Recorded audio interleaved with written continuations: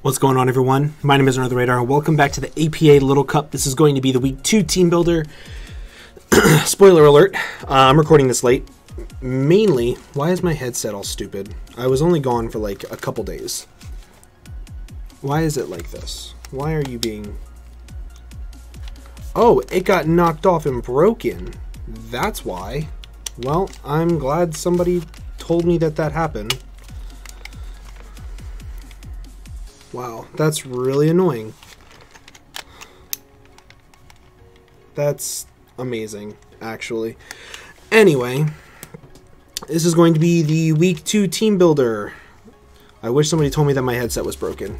That is really going to aggravate me until forever. Either way, I just won't use the headset for this. Week 2 Team Builder. I'm recording this late because I went away on vacation. And I forgot to record this. I also forgot to schedule my battle, so that's amazing. However, we are going up against the Winnipeg Blue Squirtle, and his team is on the screen already. As you can see, he has a very threatening team. Froakie plus Gothita trapping is really scary. Setup Tyron is very scary for me as well. And he has the best check to... Clamperl in the game in Tentacool. However, as long as I can prevent Tyrant from setting up and sweeping me, that's all I care about for this. So let's go ahead and take a look at the team. I'm going to start off with my Cleffa, Soft-Boiled, Psyshock, Toxic, and Magic Coat. Hindsight, this set probably isn't the best, because if he's sub-Calm Mind Gothita with trapping, then it could be a little stressful, and I can't really touch it. If he subs up on my Toxic, that's kind of sort of bad, so I probably should have ran something over Psyshock, but Psyshock is there mainly so I can hit Tentacool a little bit harder, whereas if I ran something like, as you can see, is 25 attack, 45 special attack, so it probably didn't matter too much, but if I ran something like Body Slam, or something to hit him a little bit harder, probably would have been better, but not something on the special side. But I did run Psyshock. That's just kind of what made the most sense in team building, in my opinion. But looking back at it, I can see where Psyshock was a bad play. We then have physically defensive Zubat with a little tiny bit of speed. That speed is just to speed creep, like Gothita trying to speed creep me. But I have U-Turn, Brave Bird, Taunt, and Roost. Taunt is there to stop his Shelmet from setting up spikes on me. And it can also stop... That's the main thing I want to taunt for. It can stop Calm Mind Gothita, but if he like Psychics me into Oblivion, I'll be really sad. So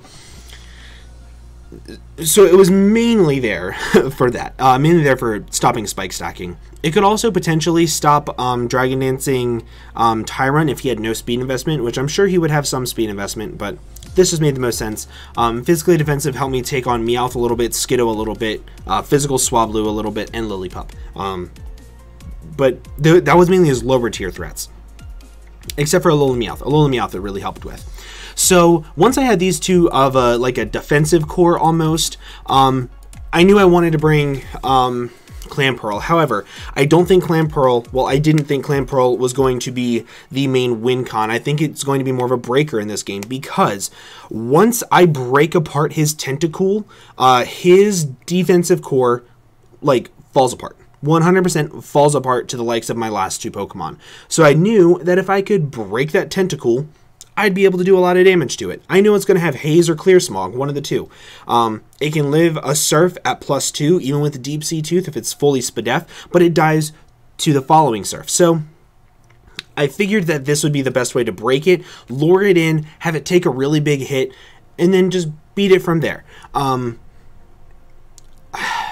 I probably could have made this to be able to beat it if instead of Protect, I ran Hidden Power Electric or something along those lines, but I really wanted to run Protect because I didn't want Fake Out Meowth. Fake Out is really, really potent in LC to stop Shell Smash sweepers, especially if they don't resist it, unless it's like a Tortuga or something. So I really wanted to have Protect just for that reason. So that's where that came from. I have Aurora Veil, so...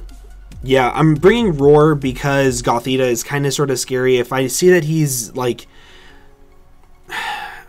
If he starts to try to set up on my Zubat, or if he brings it in on Zubat, I can U-turn out and I can go directly into this, roar it out, prevent it from setting up at all. I can roar out things like set up Skidoo. It gets bulk up, so I could do that.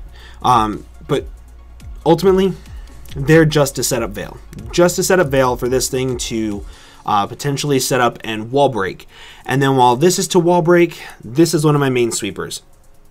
Rock Slide, Earthquake, Poison Jab, and Stealth Rocks does a lot of damage to literally everything on his entire team. He doesn't have a very good switch into it. So because of that, I'm able to just weaken everything to the point to where my Choice Scarf, Young Goose, bad set, I'll get into why here in a minute, can sweep him. Crunch, U-turn, Earthquake, his switch in is like a Shelmet, which takes like 60% from a return. So Stealth Rocks plus a little bit of chip damage destroys it. Bad set because this doesn't outspeed Froakie. I hit like 16 speed, I believe. Froakie hit 17, I believe. Let me double check.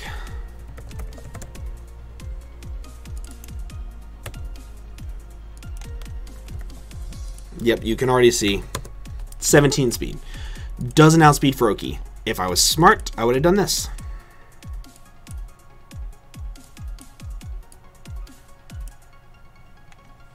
If I was smart. Granted, you guys know I'm not smart, so I didn't do that. Instead, I did this.